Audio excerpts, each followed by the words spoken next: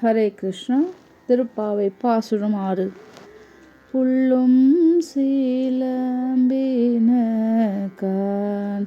புல்லரையன் கோயிலில் வெள்ளை விழிச்சங்கின் பேரரவம் கேட்டிலையோ பிள்ளாய் பேய்முலை நஞ்சுண்டு கள்ளச்சகடம் கழக்கழிய காலோச்சி வெள்ளத்தரவில் துயிலமர்ந்த வீத்தினை உள்ளத்து கொண்ட முனிவர்களும் யோகிகளும் மெல்ல எழுந்து அறிகின்ற பேரறவும் உள்ளம் புகுந்து குளிர்ந்தேலோரெம்பாவாய் புள்ளும் சீலம்பினகான். இதுவரை சொல்லப்பெற்ற 5 திருப்பாசுரங்களால் பாவை நோன்பு நோற்க மார்கழி நீராடலுக்கு வாருங்கள் என்று அழைத்ததனையும், பனி நீராடலின் உட்பொருளையும், நோன்பிற்கு செய்யும் கிரிசைகளையும், நாடு செழிக்க மழை வேண்டும் திறத்தினையும், பத்மநாபனின் திருக்கோல மேன்மையினையும், செய்த பாவங்களை வேரோடு அறுக்கும் வெற்றி பெற்ற திருமாலின் திருநாம பெருமையினையும் கண்டோம்.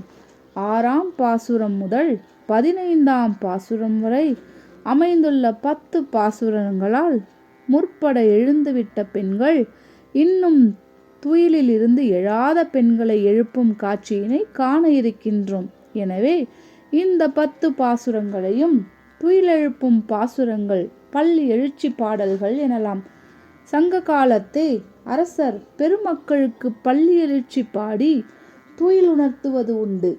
மாணிக்க வாசகர் சிவபெருமானுக்கு திருப்பள்ளி எழுச்சி பாடினார். திருமாலுக்கு தொண்டரடி பொடி ஆழ்வார் திருப்பள்ளி எழுச்சி பாடினார். அவ்வகையில் ஆண்டாள் பாடிய திருப்பள்ளி எழுச்சியாக பின்வரும் 10 பாசுரங்களும் அமைகின்றன. ஏற்கனவே படுக்கையில் இருந்து விழித்து கொண்டவர்கள் கூட்டமாக கூடி வந்து இன்னும் படுக்கையை விட்டு எழாதவர்களுக்கு பள்ளி எழுச்சி பாடுவதைப் போல பாடி துயில் எழுப்புகிறார்கள். பெரும்பாலும் 10 பாசுரங்களும் நாடக போக்கிலும் உரையாடல் அமைப்பிலும் சிறந்து விளங்குகின்றன. இனி 6வது திருப்பாசுரத்தை காண்போம். முன்னமே துயில் உணர்ந்து வீதி வழியே வருகிற ஆட்சியர் கூட்டத்தில் ஒருத்தி இன்னும் படுக்கையை விட்டு எழுந்திராத ஒருத்தியை எழுப்பும் பொழுது புள்ளும் சிலம்பினகான் என்கிறாள். விடிந்தும் விடியாத காலையில் என்னை எழுப்ப வந்துவிட்டீர்களோ என்று வீட்டின் உள்ளே படுக்கையில் படுத்து கிடப்பவள் கேட்டதாக எண்ணிக்கொண்டு வெளியே இருப்பவள் அதற்கு மறுமொழி கூறும் போக்கில் இப்பாசுரம் அமைந்துள்ளது. பொழுது விடிந்ததற்கு அடையாளமாக முதல் சாட்சியாக பல்வேறு பறவைகள் கூவுதலை சுட்டி காட்டுகின்றாள்.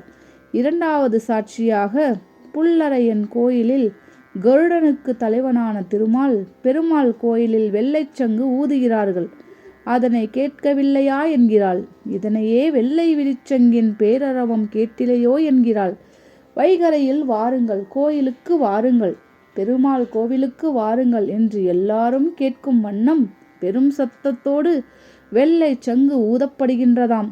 எனவே அச்சங்கு விழிச்சங்கு எனப்பட்டது. இவ்வாறு பெருமாள் கோயில் சங்கு முழங்குகின்ற பேரோசை உன் காதில் விழவில்லையா என்று வெளியில் கூட்டமாக இருப்பவர்களில் ஒருத்தி கேட்கிறாள். பறவை கூவுதலையும் சங்கு கூவி அழைத்தலையும் குறிப்பிட்ட பின் பிள்ளாய் எழுந்திராய் என்கிறாள். 3வதாக ஹரி ஹரி என்று தவ முனிவர்களும் தவ ஞான யோகிகளும் சொல்லிக்கொண்டே துயில் உணர்ந்து எழுந்திருக்கும் ஒளி உன் காதுகளில் விழவில்லையா என்று கேட்கிறாள். இந்த பாசுரத்தில் ஆயர்பாடியில் கண்ணன் இளவயதில் நிகழ்த்திய சில அற்புத செயல்கள் விவரிக்கப்படுகின்றன.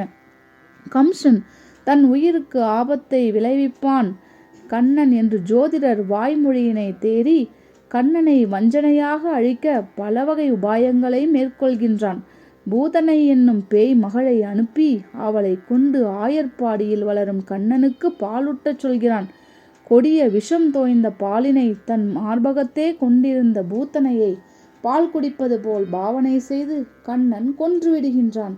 அடுத்து கள்ளத்தனமாக அசுர ஆற்றல் பெற்று வண்டி வடிவில் வந்த சகடாசுரனை சுட்டு அழியும்படி தன் காலால் ஓங்கி உதைத்து அழிக்கிறான் கண்ணன். பார்க்கடல் வெள்ளத்திலேயே ஆதிசேஷன் என்னும் பாம்பாகிய படுக்கையில் படுத்து கொண்டிருக்கின்றான் பாரழந்த பரந்தாமன்.